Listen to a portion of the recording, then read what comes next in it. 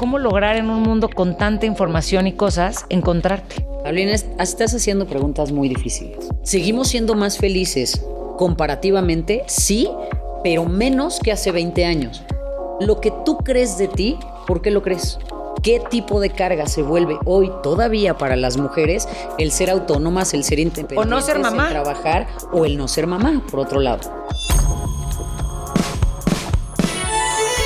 Bienvenidos a un episodio más de En Flow. Yo soy Paulina Greenham y la verdad es que hoy tenemos un programa increíble porque tenemos una invitada especial que nos va a hablar de todas las emociones, ¿cómo se dice? Los síntomas más mencionados durante las temporadas de En Flow y que vamos a agregar a los hombres también en esta temporada. Así es que, bueno, ya los agregamos con Facundo.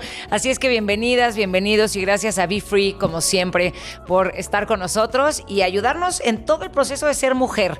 Cuando sentimos que tenemos grasa abdominal, las varices, la energía, ayudar a nuestros huesos. Para todo eso nos ayuda Be Free, que está hecho con ingredientes naturales, hechos a base de granada, así es que todas deberíamos tener Be Free en nuestra casa. Así es que gracias y ya está con nosotros esta mujer que es experta en neurociencias, en ciencias de la felicidad, escritora, en inteligencia emocional, inteligencia social. Toda ella la conocen perfectamente bien. Ella es Carla Lara, coach. ¿Cómo estás, Carla Lara? Paulina, muy bien. ¿Y tú? Bien, bienvenida a nuestro nuevo foro. ¡Qué barbaridad! ¡Qué tremenda! Que lo que es crecer hasta el cielo, Lo que es irte hasta las nubes. Bien. Totalmente de acuerdo. Estamos, pero volando ya. Gracias a todos los que nos escuchan, ¿no? Sí, totalmente, ¿no? Padrísimo. Felicidades. Oye, gracias.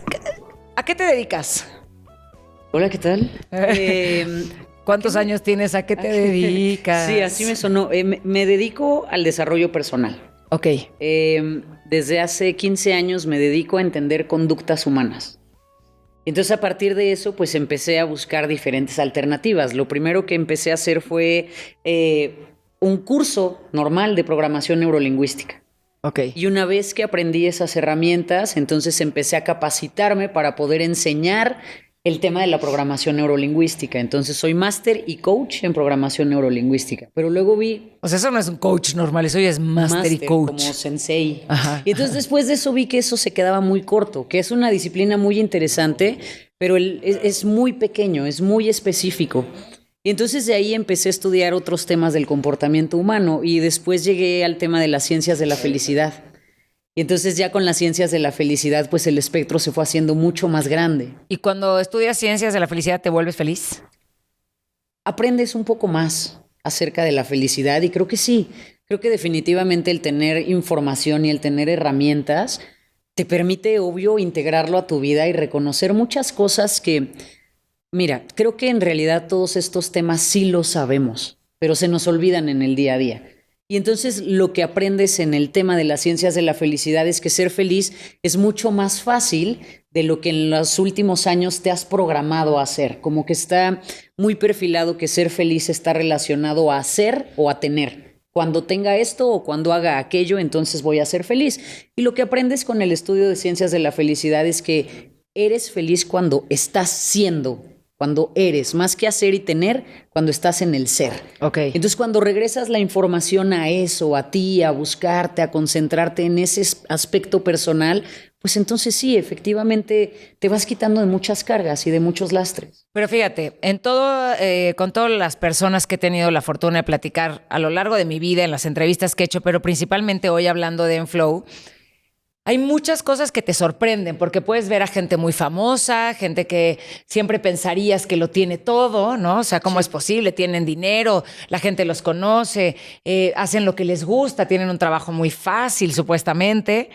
Y de repente te das cuenta que estas personas, no todas son felices o les ha costado mucho trabajo encontrar su valor, ¿no? De repente tienen una inseguridad enorme y hablamos del síndrome del impostor, hablamos de la baja autoestima, hablamos de la culpa o de tener que complacer, de trastornos de ansiedad. O sea, hay muchas cosas que lo vimos en las temporadas pasadas y que lo estamos empezando a ver. A mí me parece importante como en esta plática contigo reconocer cómo casi todos tenemos a lo mejor uno de estos comportamientos y que a pesar de saber que la felicidad, porque ahora lo oímos mucho en todos lados, está dentro de nosotros y que que está al alcance de nuestra mano y que no necesitas nada para ser feliz, pues no pasa tan rápido, ¿no? Es correcto, sí.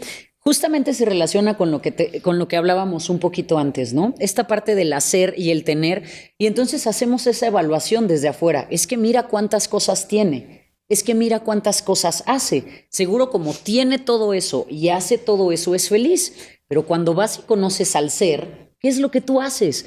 Tú aquí haces que las personas hablen de quién son, no hablan de su carrera, no hablan de sus talentos, no hablan de sus dones, no hablan de su experiencia, hablan de quién son. Y ahí es en donde se encuentran pues todos estos fantasmas, heridas, dolores, historias, creencias, traumas. Y entonces ahí es cuando descubrimos, no es el hacer y el tener, es el ser. Entonces imagínate esta construcción. Imagínate que tienes 4 pequeños cubos en la base y sobre de eso tienes un triángulo. Y un triángulo. La base de esos 4 cubos es cuerpo, mente, emociones y espíritu. Esa es la estructura de tu vida. Tú tienes que tener salud física, salud mental, salud emocional y salud espiritual.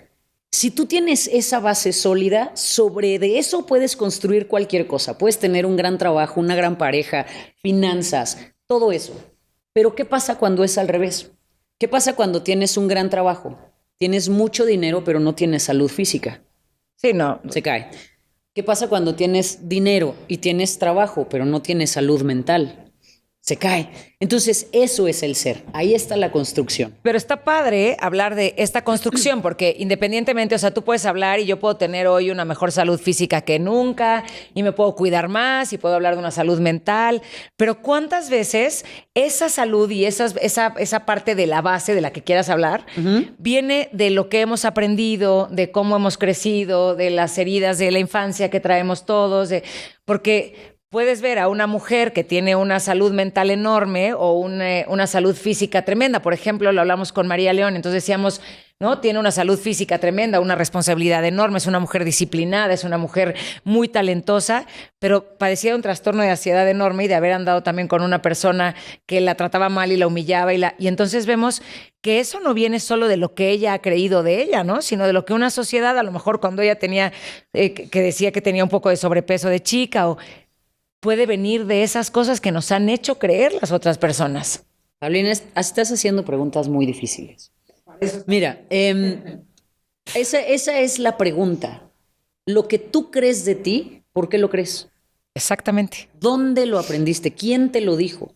O sea, para que nos contesten ahorita, ¿quién fue? Hay que partir del principio que cuando tú naces, no llegas acá con voz interior. No. O sea, los bebés, los recién nacidos, no tienen voz interior. Por eso podemos hacer ese ejercicio 1000 veces. Y nos paramos enfrente de ellos y les hacemos ¡ah! Y se ríen. Y ¡ah! Y se ríen. Y se lo puedes hacer 10 veces. Yo también, si lo sigo diciendo, me vuelvo a reír. No sé si es porque estoy mal y no he crecido o porque... Y se vuelven a reír. Porque no pueden anticiparse. No tienen esta voz interior hablándoles todo el tiempo. Entonces la pregunta es, si cuando llegamos no tenemos voz interior, ¿de dónde surge esa voz interior o quién programa esa voz interior? Y la respuesta es papás, bueno, los cuidadores papás. Y papás, ¿no? Tus cuidadores primarios. Generalmente hablamos de papá, mamá, familia más cercana. Son los que van programando el primer pedazo de información que vas a tener en tu cabeza. Es como si tuvieras un playlist que te acompaña toda tu vida, pero que tú no elegiste. Alguien más lo eligió de acuerdo a lo que pensaban, a lo que decían, a lo que hacían y a lo que tú veías. Entonces, ese es tu primer contacto con el mundo. Entre los 0 y los 6 años, tú determinas tus creencias primarias. Tú decides quién eres, qué crees del mundo, qué crees de la pareja, qué crees de la salud, qué crees del entorno. Tú decides todo en esos primeros 6 años. Decides prácticamente quién vas a ser el resto de tu vida. Imagínate que tú llegas a la vida adulta con un mapa del mundo que hiciste cuando tenías 6 años. Está jodidísimo. Sí, porque bueno, A mí me parece que de las cosas más importantes que podemos también hoy hablar contigo es, sí, traemos esta historia por lo que nos dijeron, empieza a formarse nuestra voz interior y de repente te das cuenta que traes no solamente de tus papás, porque ahí es al principio, son esos primeros 6 años donde entonces tus papás, tus cuidadores primarios, son los que te empiezan a implantar esas ideas, esas semillas para que tú sigas creciendo y crezcas con esas cosas, ¿no? Como, qué buena eres para esto, te pareces en esto, no haces bien esto, comparaciones, lo que quieras. Pero después vienen las del mundo, que también son durísimas. Cuando de repente entras a una escuela, o sea, a mí me pasa que me da terror de repente decir, claro que quiero conocer a los papás de los amigos de mi hija y claro que quiero conocer a las amigas de mi hija porque quiero saber qué son capaces de decirle, ¿no? O sea, cuando te dicen te ves fea, te ves gorda, tú eres tonta, a ti no te queremos, no entres en el grupo, tú no sirves, tú no... O sea, primero viene lo que te hayan dicho en tu casa. Si eres muy segura, Carla, con lo que te enseñaron en casa, lo que te digan afuera, ¿te puede romper? Sí. O sea, qué friega, porque, mano, mira, porque... es que son... qué friega, porque uno hace lo mejor que puede. Son diferentes etapas de nuestro desarrollo como individuos. La primera etapa es la más importante. Es formativísima, o sea, es tu primer pedazo de programación mental. Ajá. Pero cada determinado tiempo existe algo que se llaman podas. Es decir, empieza a haber estos procesos neuronales en donde se tienen que cortar diferentes pedazos de tu programación, ¿sabes? Porque si no... No cabe. Imagínate, exacto, la cabeza de Megamente, ¿no? O sea, entonces se tiene que hacer esos pequeños podas. ¿Cuándo suceden esas podas? A los 7 años, a los 14 años, a los 21 años. Digamos que en estos procesos de 7 años vamos teniendo esos cambios. En esta primera etapa formativa son los padres y los cuidadores primarios. Y es en donde encontramos todo nuestro alimento, físico, mental, emocional, espiritual. Todo lo que creemos va a venir de ahí. Pero en la segunda etapa necesitamos tener nuestro contacto con el mundo. Y entonces ahí es en donde viene la presencia de amigos, la presencia de lo que sucede en la escuela, la información que empiezas a escuchar. Entonces, si ahí se deja de reforzar la primera parte, porque dices, bueno, ya llegó a los 6, ya está programado y ya... Y solamente empieza en esa segunda etapa de formación con las amiguitas, donde ya hay una comparación mucho más real, donde ya se enfrentan a otras cosas que no se enfrentaban en casa. Y tú no refuerzas esta parte de todos los autos, autoestima, autocuidado, autoconfianza, autodisciplina. Ahí puede haber una pérdida importante de este sentido del ser. Porque empiezas a querer ser como los demás. Porque un instinto natural de nuestra especie es querer pertenecer. O sea, a lo mejor en tu casa te dijeron, tú eres lo máximo, tú eres maravillosa, tú eres perfecta, tú eres preciosa. Pero cuando llegas a la escuela ni te das cuenta que ni eres perfecta, ni eres preciosa, ni eres maravillosa, ni eres lo máximo, sino que tienes conflictos con los otros chicos de la escuela que de repente a lo mejor sí, porque en tu casa todos a lo mejor era la tía llega a verte, la abuela llega a verte y si alguien te interrumpe mientras estás hablando, no, ¿cómo? Escuchen a la niña porque está hablando y cuando llegas allá te interrumpen, unos no quieren que te sientes con ellos, la Miss cree que no lo estás haciendo bien. Dejas de ser el centro de atención. ¿Cómo? Y eso es muy duro. O sea, emocionalmente es muy duro. Y aquí es estas cosas que escuchamos también que a veces... necesitamos como creo que poner un poco más de filtro porque decimos muy fácil, bueno, pero a todos nos pasó y no pasó nada. ¿No pasó nada? Hay que ver cómo está el mundo.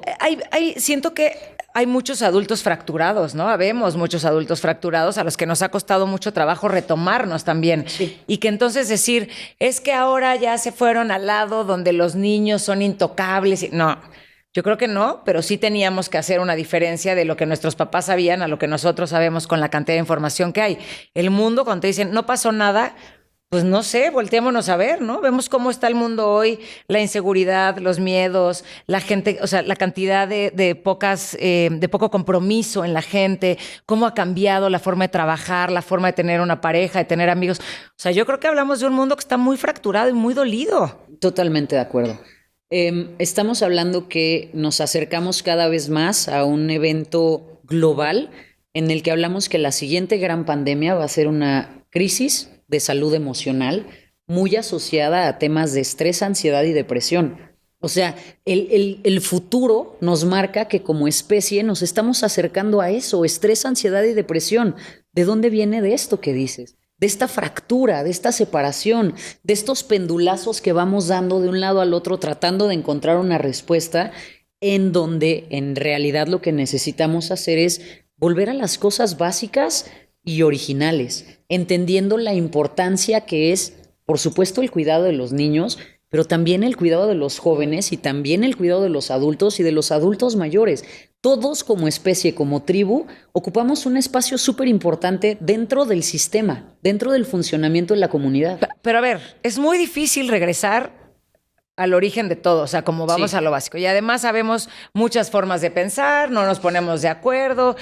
Yo veo en lo que ha pasado en Enflow también que no sé si al hombre o a la mujer le cueste más trabajo, pero siento que hablando de las mujeres hay mucho mayor carga. Sí, pero también hay mucho más inseguridad, hay mucho más temas de autoestima, hay mucho más tema del síndrome del impostor. Nos creemos menos merecedoras y estamos queriendo abarcarlo todo en esta era. O sea, siento que ahora no solamente tienes que ser buena mamá y buena ama de casa. Es que tienes que ser buena mamá, buena ama de casa, tener buen cuerpo, ser una gran profesionista, tener dinero, no pedirle nada a nadie, ser... Y a mí me parece que también nos la estamos poniendo muy cañón. O sea, no sé, ahora siento que si llego y digo normal, no quiero trabajar, es como, no manches, o sea, neta, solo quieres ser ama de casa.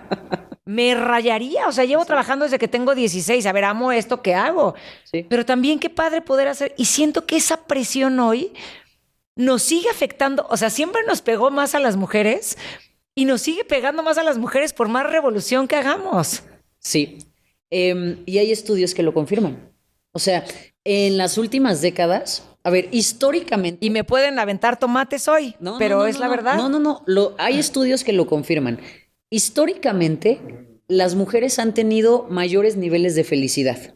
Históricamente, tenemos mucha más habilidad biológicamente de contactar más con la felicidad porque nos conectamos más con las emociones, porque vemos lo creativo, por la energía femenina. Sí, ¿okay? Somos más felices. Somos más felices históricamente. De manera general, históricamente. Okay. Hace 10 años que empezó como todo este boom de la mujer autónoma, independiente, trabajadora, que no necesita más del hombre, que yo puedo sola, los niveles de felicidad y de satisfacción de las mujeres están cambiando dramáticamente y van a la baja. ¿Seguimos siendo más felices comparativamente? Sí, pero menos que hace 20 años. Y eso marca un cuestionamiento muy importante de cómo estamos planteando el funcionamiento de la sociedad. Y todo esto lo digo sin saberlo de ese estudio, pero sí escuchando a las mujeres y escuchándome a mí y escuchando no solo a las que he entrevistado, que son mujeres verdaderamente exitosas, ¿no? Sí. Y con conocimientos enormes. O sea, hablamos de gente que ha estudiado psicología, medicina, lo que me digas, ¿no? O sea, y las tenemos ahí y vemos que hay cómo me ha costado trabajo creérmela y llegar aquí, porque además hay un tema que es la comparación constante. Totalmente. Y son temas muy ásperos y muy complicados, Paulina, y la verdad es que es padrísimo que los abras en un espacio en el que prioritariamente van a estar viendo mujeres y que después vas a empezar a sumar hombres también a estas conversaciones, porque al final una de las cosas que podemos ver es que, piénsalo de esta manera, imagínate una pareja heterosexual que tienen hijos. ¿Ah? ¿Qué pasa si el hombre tiene que irse 3 semanas del mes a trabajar afuera para traer la provisión a casa? ¿Qué pasa? ¿Qué le dicen a ese hombre? No, pues bien, es un porque gran proveedor, que qué bárbaro, que qué tremendo, que es una maravilla. Y qué sacrificio. ¿Qué sacrificio estás haciendo por tu familia? Y no digo que no sea, ¿eh? No, claro que es. Sí, de acuerdo. Lo ponemos en la mesa. Misma dinámica, pareja heterosexual que tienen hijos y la mujer es la que se tiene que ir 3 semanas al mes a trabajar. No te voy a contestar ni lo contestes. Estaría padrísimo que las personas hagan un ejercicio donde nosotros no ponemos el juicio. Es, ¿tú qué pasaría si la mamá es la que se va? Si tu hija se va, si es tu hermana la que se va, deja tú que sea fulanita de tal que no conoces. Tú, en tu núcleo, ¿cómo empiezas a evaluar a esas mujeres que le dedican más tiempo al trabajo que a su familia, o a la maternidad, o a la pareja? ¿Tú qué juicio haces? ¿Tú cómo lo evalúas? automáticamente hay una voz interior que empieza a filtrarse hacia un lugar completamente diferente. Pero no solo del que está fuera, creo que también en la mujer hay un tema tremendo de sentirte mal por abandonar. O sea, a mí me pesaría profundamente abandonar esa parte de mi vida. Claro, no sería mi elección, Claro. No sería mi elección porque hoy lo que más amo en mi vida es ser mamá. O sea, para mí ese es mi número 1 en la vida, ¿no? No lo haría, pero también porque tengo el privilegio de a lo mejor no tener que hacerlo, ¿no? Y hoy puedo tener un trabajo aquí. Sí, aquí el tema es... No te vas conmigo, Victoria, donde vaya. Aquí el tema es cuando, si es por un tema de elección o no elección, que es porque lo tienes que hacer, ese no es el punto. El punto es qué pasa con la sociedad y cómo cuestiona eso. Y entonces, ¿qué tipo de carga se vuelve hoy todavía para las mujeres el ser autónomas, el ser independientes, o no ser mamá, el trabajar o el no ser mamá, por otro lado? Y lo que te decía ahorita del tema de la comparación, que a mí me parece que es enorme, ¿no? Porque lo veo, por ejemplo, en las actrices, en las cantantes, en cómo, y lo vemos ahora en esta película de Demi Moore, donde habla justamente de qué pasa con una mujer que cumple 60 años y entonces se queda sin trabajo y ya no es tan valiosa y ya no. Yo veo a todas estas mujeres y digo, wow, o sea, hacemos un esfuerzo enorme todos los días. O sea, yo sí voy en el coche y voy viendo a las mujeres y a los hombres, pero voy en el coche y digo, no manches, qué ganas le echamos a la vida a los seres humanos. Y qué ganas le echas a verte bien, a que no te afecte lo otro, a ser positiva, a chambear, a levantarte temprano, porque a veces uno quisiera quedarse en la cama tirada, ¿no? Y llorar y no sentirte cómoda con quién eres y te comparas con la de enfrente. Hay un estudio muy importante que se hizo con base a las Olimpiadas de Barcelona de 1992, y este estudio salió en 1995 y hablaba de la comparación. Y entonces habla de que casi es mucho más feliz la persona que se gana la medalla de bronce que el que se gana la medalla de plata. Okay. Porque el que se gana la medalla de plata se compara con el de la medalla de oro. Y estuve a punto una centésima de ganar y quedarme en el... ¿Qué no hice? Que ahora soy el segundo lugar. Okay. Y el de la medalla de bronce se compara con todos los que perdieron. Claro. Estuve a uno de no entrar en el podio. Entré por un pelito. Y se sienten inmensamente felices porque entraron al podio.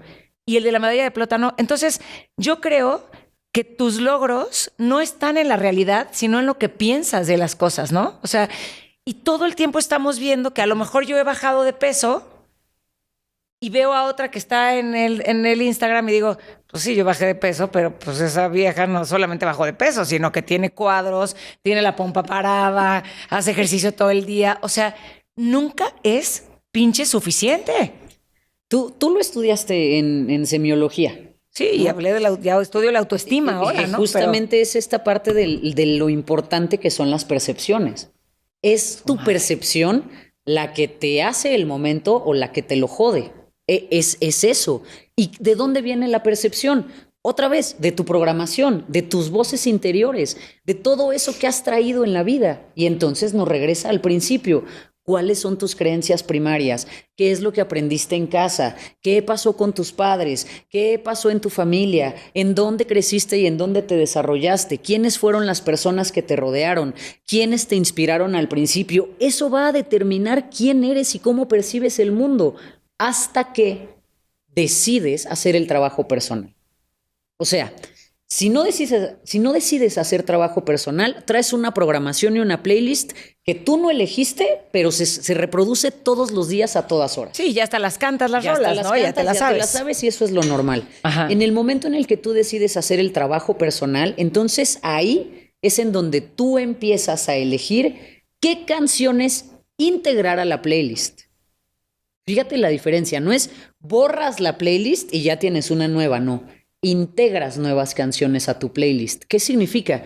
Que de repente puede pasar algo que te active alguna canción del pasado, algún programa del pasado, aunque tengas nuevas canciones, aunque tengas nuevas ideas, pero tienes más herramientas para poder lidiar con eso. Esa información no se quita.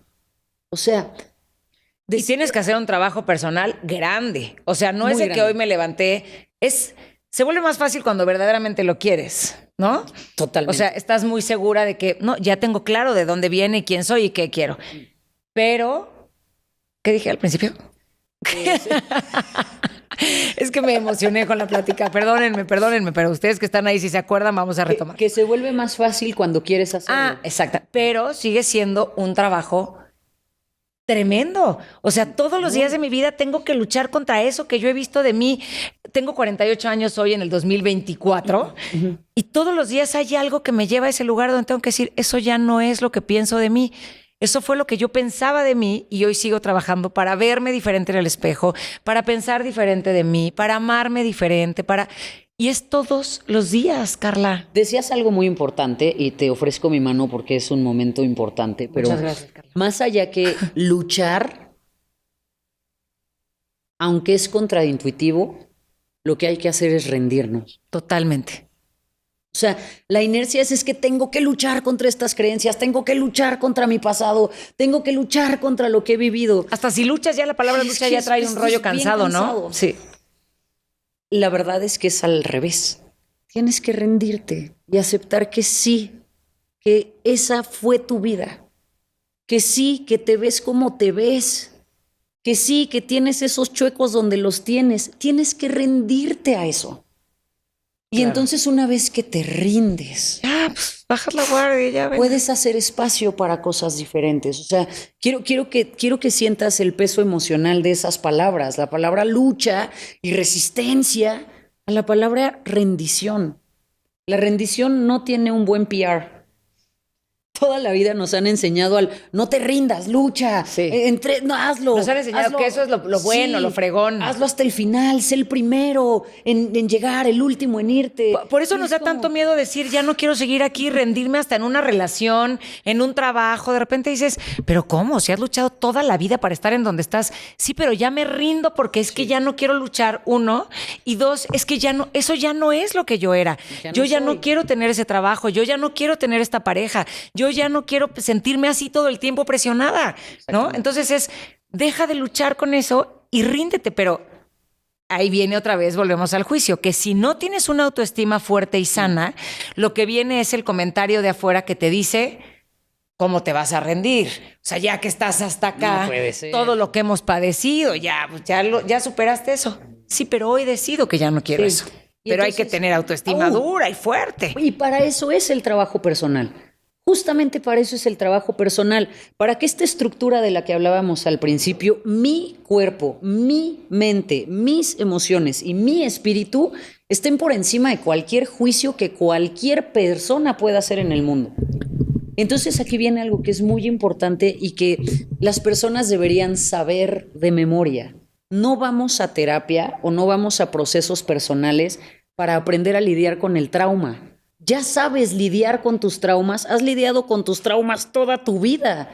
Vas a terapia y vas a ese proceso personal para aceptar la felicidad, para aprender a dejar en tu vida el espacio a la felicidad, al amor, al agradecimiento, a la confianza, a la gratitud, porque eso es lo que no conoces. Entonces el trauma, sabes perfectamente cómo lidiar con él, pero necesitas abrir el espacio dentro de ti para aceptar amor, confianza, gratitud, plenitud, entrega. A eso vas a terapia.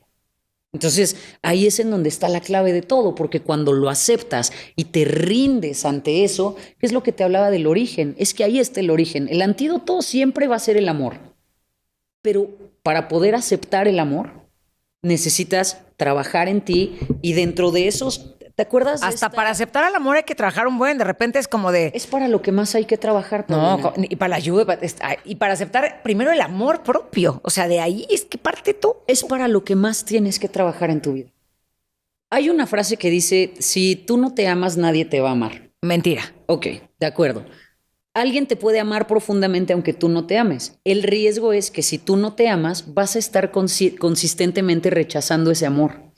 porque no lo aceptas, porque no te parece que pueda ser cierto. A mí me porque pasa, siempre me lo pasó. vas a estar cuestionando, Claro. porque vas a decir, ay, si ahora resulta que me amas demasiado, ay, si ahora resulta que me estás amando Y que mucho. todo es perfecto. Seguro tienes algo chueco, seguro debe haber algo raro, seguro debe haber una mentira. Sí, seguro me estás te engañando y yo te no sientes es que culpable, no te esté amando, ¿no? es que tú no puedes aceptar el amor que hay de mí hacia ti, no porque tú no lo puedas tener, sino porque dentro de esos traumas no puedes alojar esos pedazos de amor. Entonces, o sea, esto es algo muy profundo y esto es algo muy doloroso, porque en realidad es que cuando nos damos cuenta y vamos a la raíz, lo que más anhelan todas las personas en este planeta, todas, es sentirse amados y saber amar. Estoy de acuerdo, pero entonces hay que ir, ya estamos ahorita en que somos grandes y todo, y está muy bien, solo quiero recordar algo que es interesantísimo, y es que los niños nos creen todo, ¿no? O sea, Todo. Y si no, pues nada más piensen en todas las historias que les contamos y nos creen que es cierto y saben gracias a nosotros todas estas fantasías e historias hermosas y nos creen. Sí. Pero si tú le dices a un niño que es tonto, pues también te lo cree, y que no sirve también te lo cree, y que el amor, o ni siquiera que le digas a él, simplemente que digas, es que el amor es horrible, el amor duele, quien bien te quiere te hará llorar. Que le pongas José José y lo programes. ¿No? O sea, ponle José José a un niño toda la vida. Es horrible. ¿No? O sea, y lo decimos siempre, ¿no? Voy a poner cadenas en ti para que no te vayas. Seré la dame gata lo que bajo la lluvia. Dios me libre. No, y cuando vayas conmigo no mires a nadie, ve apoyado en mi hombro, no soporto un desaire y dame lo que te sobra. O sea, así crecimos. Acábame de matar, ¿para qué me dejas herido? Exacto. Dios, o sea, entonces eso es lo que entendemos por amor. Y eso con las canciones, pero en la vida es sí, el amor duele. Es difícil. Y quien bien te quiere te hará llorar. A mí esa es de las frases que menos puedo comprender en la vida que alguien nos haya dicho. Porque además eso es lo que pasa, ¿no? Entonces empiezas a creer que el amor pues es llorar y sufrir. Entonces, bueno, hablando justamente de esto y de lo que decías de la importancia de que esté adentro de ti y que tienes que trabajarte y todo, es súper interesante conocer el cuerpo y conocer nuestra neuro, como se diga. Sí. Pero las emociones duran entre 80 y 120 segundos. Uh-huh. Lo que sucede en el cuerpo con una emoción de enojo, con una emoción de tristeza, es que dura 120 segundos a lo mucho. Entonces tú me puedes decir, ¿cómo? Pero si yo llevo triste 6 años o llevo enojada 1 año con la persona que me hizo... Esa es la actitud ante la emoción que tuviste. Eso es lo aprendido y entonces ahora es, claro, estoy enojada. Ya no sientes esa emoción. A veces hasta se te olvida por qué te enojaste. Pero tengo que seguir enojada porque eso aprendí. Entonces, en este proceso de todos los podcasts que hemos tenido, lo que hemos platicado, a mí me gustaría mucho que nos dijeras eso, con el síndrome del impostor, las comparaciones, lo que hablábamos de la mujer, por qué nos está costando tanto trabajo ser felices. ¿Cómo lograr en un mundo con tanta información y cosas encontrarte? Seguirme. No, seguir a Carla, claro, por supuesto, y a mí también. Entrarle al tema del autoconocimiento, por cualquier ruta que tú quieras. O sea, hoy hay, como bien lo dices, mucha información, muchas rutas. Éntrale al tema del autoconocimiento. Dedica tiempo, energía, recursos a conocerte, a entender un poco más por qué haces lo que haces. Siempre pensamos mucho y nos encanta la historia del libre albedrío, ¿no? Mentira, o sea, hay que estudiarlo un poquito más. La verdad es que todo está tan programado y tan diseñado dentro de ti que desde el principio sabes qué es lo que vas a elegir. O sea, hay que entender un poco más de cómo funcionan estas cosas y cómo hacemos las elecciones que hacemos, por qué. O sea, no es algo como una estadística, digamos, aleatoria, que podamos ver que generalmente las parejas que tenemos se parecen a papá o a mamá. Y uno está en una fiesta y hay 350 personas. Y te fijas en ese. Y te fijas, curiosamente, en el que se parece a papá y mamá y decimos, es libre albedrío.